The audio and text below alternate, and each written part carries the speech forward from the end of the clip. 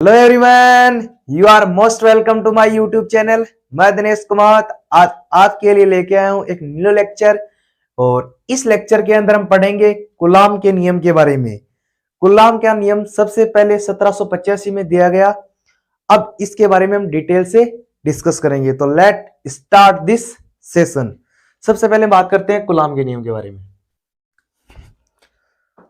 अब बात करते हैं कूलाम के नियम के बारे में।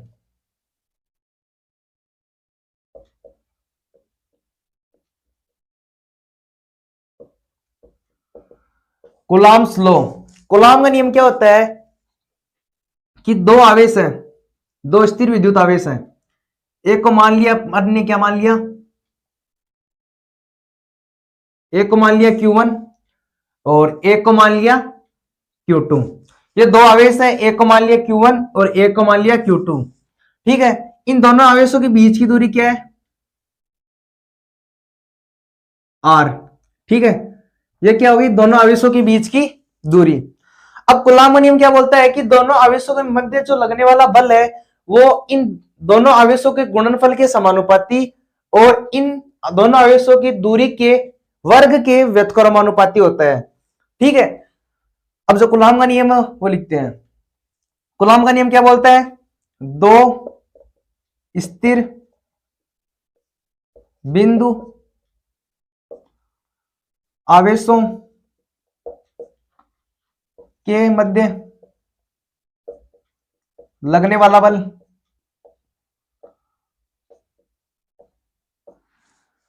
दोनों आवेशों के मध्य लगने वाला बल इन दोनों आवेशों के गुणनफल, बल दोनों आवेशों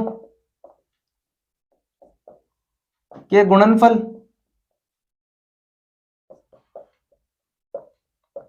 के समानुपाती तथा इन दोनों आवेशों के मध्य की दूरी के वर्ग के व्युत्क्रमानुपाती तथा उनके मध्य की दूरी के वर्ग के व्युत्क्रमानुपाती।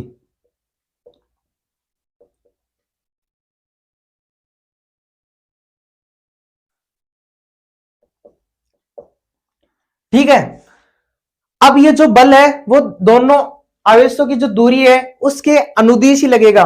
ठीक है, वो भी लिखते हैं। यह बल दोनों आवेशों को मिलाने वाली रेखा के अनुदिश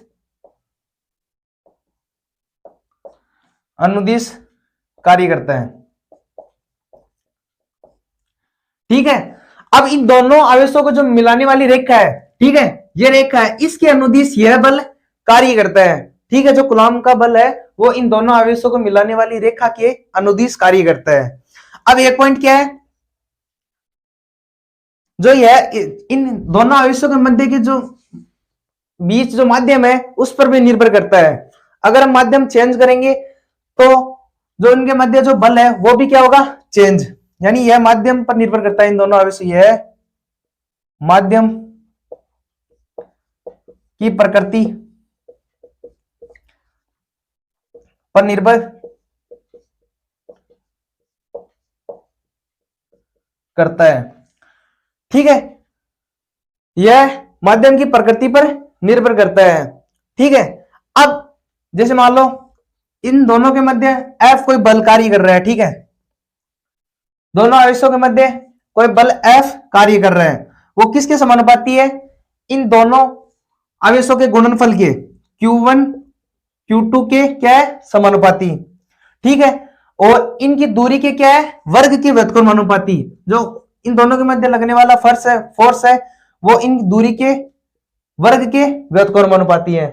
ठीक है, अब देखिए यहां पे अपन हम बोल सकते हैं F समानुपाती Q1 Q2 upon R square. ठीक है, अब यहां से हम समानुपाती का चिन्ह हटाएंगे तो यहां पे K एक नियतांक आता है, K एक कांस्टेंट आता है। F इजकल टू, यहां पे K कांस्टेंट आ गया, इस K into Q1 Q2 upon R square. अब बात करते हैं ये K क्या है, इसका मान कितना आता है उसके बारे में। जो K है वो क्या है, एक नियतांक है, ठीक है। K क्या है, एक नियतांक है। जो इनका समानुपाती का चिन्ह हटाने पर जो नियतांक K आता है वो क्या है, एक नियतांक है।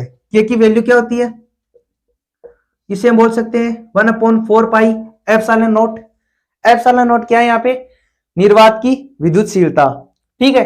अब जो इसका मान कितना होता है 9 into 10⁹ into newton into metre square upon coulomb square.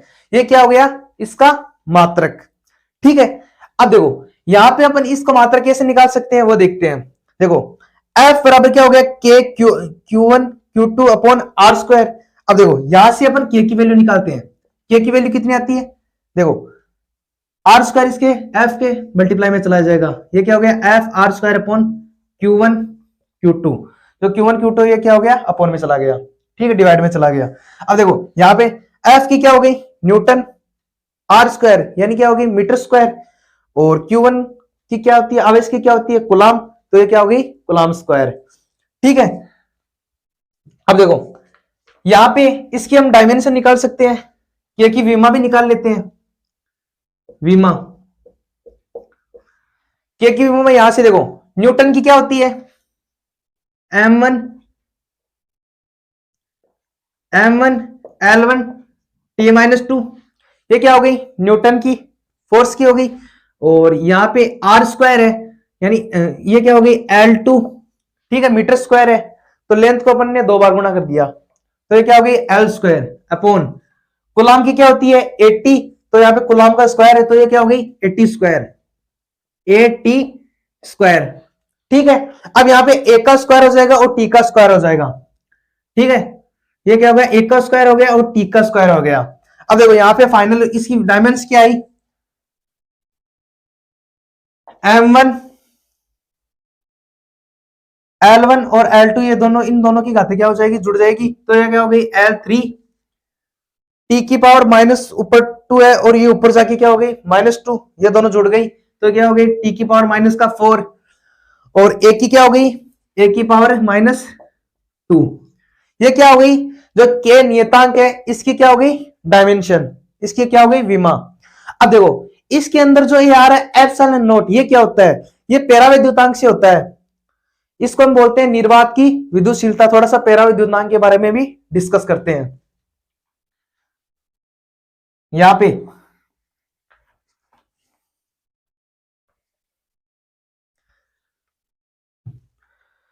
बात करते हैं पैराविद्युतांक के बारे में, थोड़ा सा डिस्कस करते हैं। यहां पे पैराविद्युतांक, पैराविद्युतांक को अपन एप्सिलॉन आर से डिनोट करते हैं, ठीक है। ये क्या होता है निर्वात या फिर माध्यम, माध्यम की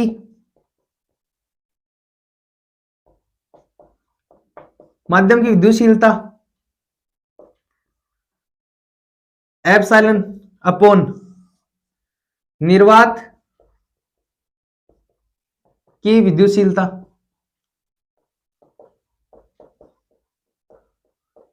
एप्सिलॉन नॉट, ठीक है। पैराविद्युतांक क्या होता है एप्सिलॉन आर बराबर क्या होता है माध्यम की विद्युतशीलता अपॉन निर्वात की विद्युतशीलता, ठीक है। अब यहां पे जो एप्सिलॉन नॉट है उसके बारे में हम थोड़ा सा डिटेल से डिस्कस करते हैं। एप्सिलॉन नॉट क्या है यहाँ पे, देखो यहाँ पे K के मान में भी क्या होता है, K का मान में क्या आता है, K बराबर क्या होता है 1/4 पाई एप्सिलॉन नॉट, इसमें भी आता है निर्वात की विद्युतशीलता, तो इसका मान के बारे में डिस्कस करते हैं। निर्वात की विद्युतशीलता, ठीक है। अब इसका मान कितना होता है एप्सिलॉन नॉट का मान कितना होता है 8.85 into 10⁻⁻12 coulomb square upon newton into metre square, ठीक है। अब इसका यहां से क्या निकाल सकते हैं, डायमेंशन भी निकाल सकते हैं। थोड़ी डायमेंशन निकालते हैं यहां से। विमा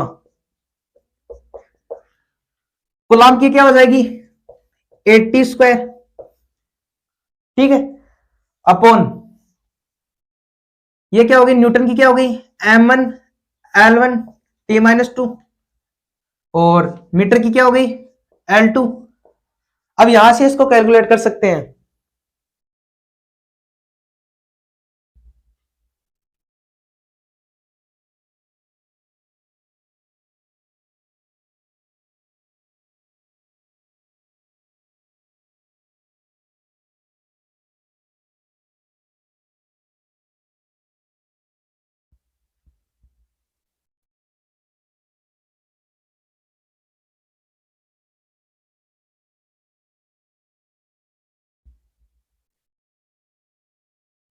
यहां से इसको कैलकुलेट कर लेंगे तो यहां से ये क्या आ जाएगी 82 T2 अपॉन M1, यहां से ये क्या हो जाएगी L3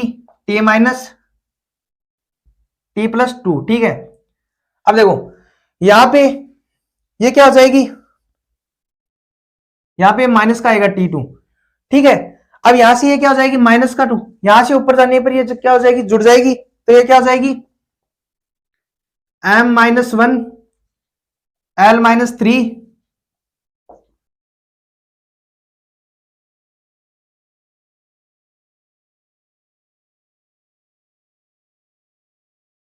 एक्सटर्नल फोर्स क्या आएगा,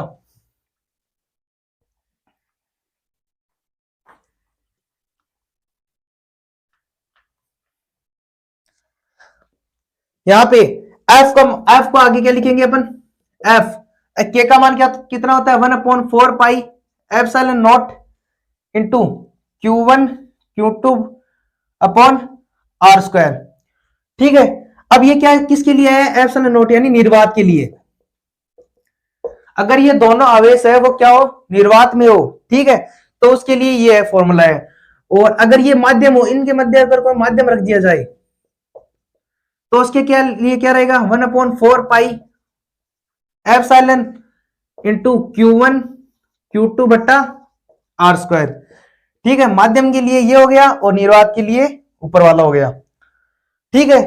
अब बात करते हैं इसकी निर्भरता, क्योंकि अगर इन दोनों आवेशों के मध्य अगर हम कोई माध्यम रख दे तो अगर इनकी दूरी को हम आधी कर दे तो इस प्रकार क्वेश्चन पूछे जाते हैं एग्जामिनेशन के अंदर, उसके बारे में डिस्कस करते हैं।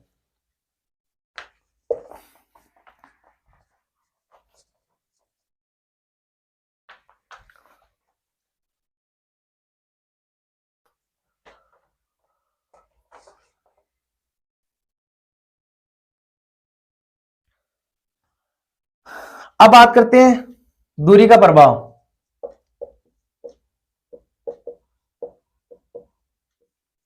दूरी के प्रभाव के बारे में बात करते हैं। ए बराबर क्या होता है 1/4 pi epsilon not Q1 Q2 बट्टा R स्क्वायर, ठीक है।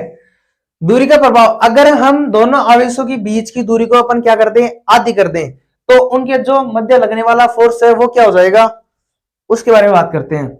जैसे मान लीजिए अपन क्या कर रहे हैं R को क्या कर रहे हैं आधा, यानी अपन दोनों आवेशों के बीच की दूरी को क्या कर रहे हैं आधी। दोनों आवेशों स्थिर आवेशों के बीच की दूरी आधी कर दें, ठीक है। अगर हम दोनों आवेशों के बीच की दूरी को आधी कर दें तो R बराबर क्या हो जाएगा 1/2, ठीक है। तो F बराबर क्या हो जाएगा K Q1 Q2 upon 1/2 square, ठीक है। तो ये ऊपर क्या हो जाएगा 4, ये क्या उतना हो जाएगा F बराबर K Q1 Q2 बट्टा 1/4, ये ऊपर क्या हो जाएगा 4 मल्टीप्लाई हो जाएगा, तो ये क्या हो जाएगा F बराबर 4 इंटू K Q1 Q2, ठीक है। अब देखो अगर हम दोनों के आवेशों की बीच की दूरी को अपन आधी कर दें तो जो इनके मध्य जो फोर्स है वो क्या हो जाएगा पहले का 4 गुना, ठीक है। अगर मान लीजिए पहले इनके आवेशों के मध्य फोर्स F है, अगर हम इनकी दूरी को आधी कर दें तो उनके मध्य जो फोर्स है वो क्या हो जाएगा 4 गुना, ठीक है। अब बात करते हैं इन दोनों आवेशों के बीच की दूरी कितनी होनी चाहिए, आर, यानी जो आर का मान है वो कितना होना चाहिए, 10 की पावर माइनस का 15, क्योंकि अगर दोनों आवेशों के मध्य की जो दूरी है, दोनों की दूरी 10 की पावर माइनस 15 मीटर से क्या होनी चाहिए, ज्यादा, क्योंकि दो नाभिकों के बीच की दूरी मिनिमम कितनी होती है, 10 की पावर माइनस का 15 मीटर की होती है। ठीक है, अगर इससे यह दूरी कम रहेगी, ठीक है, या फिर इसके बराबर रहेगी, तो इन दोनों आवेशों के मध्य नाभिकीय बल भी कार्य करेगा। तो अगर हम इससे अगर आर मैक्सिमम लेंगे, यानी 10 की पावर माइनस 15 मीटर से हम अगर ज्यादा लेंगे, तब इनके मध्य क्या रहेगा, कूलॉम का नियम। ठीक है, तो आर का मिनिमम मान इससे कितना रहना चाहिए, ज्यादा रहना चाहिए। ठीक है, और यहां पे अगर जो दोनों आवेश है वो क्या रहने चाहिए, स्थिर। अगर ये दोनों आवेश गतिशील रहेंगे, अगर ये दोनों आवेश मोशन में रहेंगे, तो इन दोनों आवेशों के मध्य चुंबकीय बल भी लगेगा और विद्युत बल भी लगेगा। ठीक है, इन कूलॉम के नियम की ये कंडीशन क्या है, ये दोनों आवेश क्या रहने चाहिए, स्थिर रहने चाहिए, और क्या इन दोनों के आवेश की बीच की दूरी इन दोनों इस 10 की पावर माइनस 15 मीटर से क्या होनी चाहिए, ज्यादा होनी चाहिए। ठीक है, अब देखो आगे बात करते हैं, अगर इन दोनों आवेशों के मध्य कोई माध्यम रख दे तो क्या होता है, तब इनके अंदर फोर्स कितना लगेगा, उसके बारे में बात करते हैं।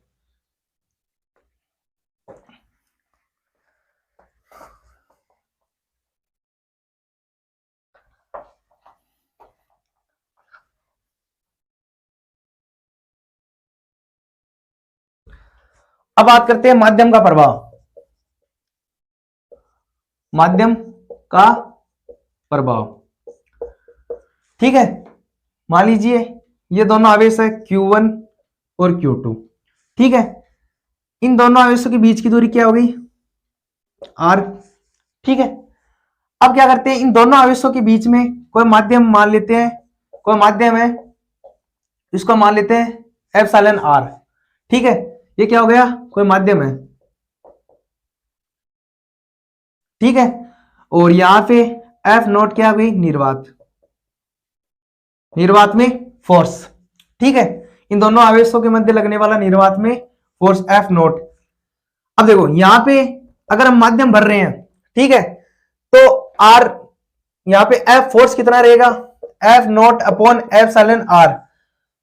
एप्सिलॉन आर का मान जितना रहेगा वो हम यहाँ पे पुटअप कर देंगे, और जो फोर्स है वो कितना रहेगा, एफ बराबर F naught upon epsilon R. अब जो कूलॉम का नियम है वो क्या होता है, एक तो संरक्षी बल होता है, ठीक है, और क्या करता है, व्युत्क्रम वर्ग के नियम की अनुपालना करता है या फिर पालना करता है। ठीक है, वो लिखते हैं, जो कूलॉम का बल है, कूलॉम का नियम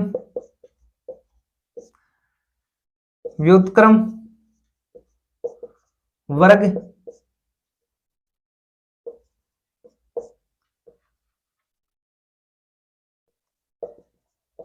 नियम की पालना करता है। ठीक है, जो कूलॉम नियम है वो व्युत्क्रम वर्ग के नियम की पालना करता है, और क्या होता है, संरक्षी बल होता है। ठीक है, कूलॉम बल संरक्षी